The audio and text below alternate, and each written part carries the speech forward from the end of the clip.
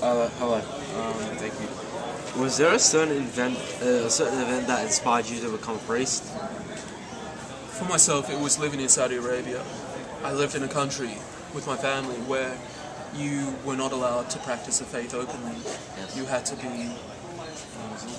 to be, the only faith that can be practiced in Saudi Arabia is Islam. So for my family to practice their faith, we had to do so in secret. And so that it meant that week by week, we'd have to move from one house to another in order to have Mass, because we had to do so in secret and in hiding, so that we didn't attract the attention of the authorities. At the time, I never thought much about it. To me, it was just exciting that, we did all this in secret. And also because I'd grown up having to go to Mass every week anyway, it was nothing unusual for me. It was only when I became older and I recognized what my parents had sacrificed for the sake of the faith. They'd sacrificed imprisonment and deportation. And it made me realize that there are some things that we do have to fight for. There are some things that are truly worth it above our own life. And I wanted to live my life in such a way so that I was prepared to give myself entirely over to something which I believed was greater than myself. And for me, that was the church. What age were you when you decided to become a priest? The first time I thought about priesthood was when I was 14 years old, and it was here at school. We used to have Mass before school once a week, and I would go to Mass. And it was there that I first began to think about priesthood. As I grew older, I lost interest in the priesthood, and there were other things that I thought about doing, there were other things I was interested in doing. And then in my early 20s, I again thought about the priesthood, and that's when I really made a firm decision to pursue the priesthood. Who or what influenced you most as a child? The greatest influence on me was my family, because they lived their lives, my parents lived their lives faithfully, dedicated to the church, dedicated to God. My father made sure that wherever we traveled in the world, and we used to travel quite a lot, that wherever we were, we would go to Mass, and that we would never miss Mass wherever we were. And that he also insisted that we pray the rosary together every day.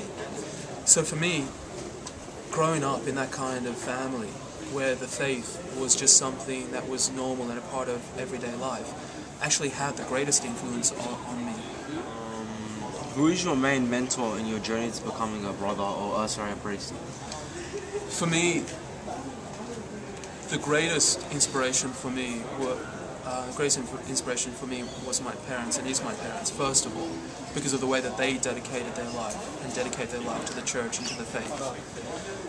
Apart from that, it's actually St. John Vianney, who is the patron saint of priests, of parish priests.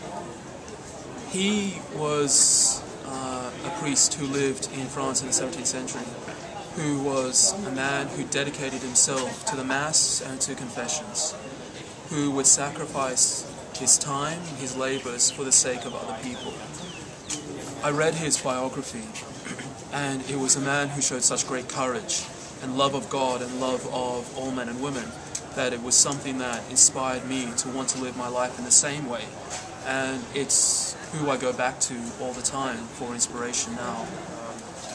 How do you feel your vocation has influenced others? I don't know if anything I've done has influenced others. I hope it has. But it's always hard to know what kind of influence any of us have on another person. I think that the best that any of us can do is to live our life honestly, with dignity, with integrity, and a commitment to a life of sacrifice. I think we have to show a life of heroic virtue in order to inspire others. And please God, I've done that in some way to inspire other people to at least persevere in their own life of faith. How has your lifestyle changed since you became a priest?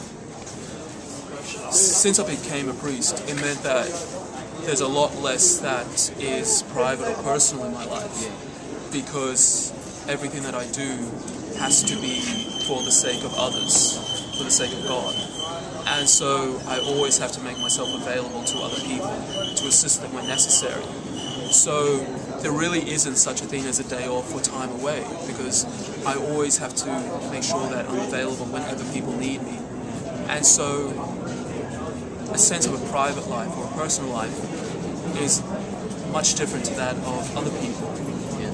For example, when it comes to the weekends are not time off for me, or the evenings are not necessarily time off for me, because at those times there are still people that I need to serve and work that I have to do.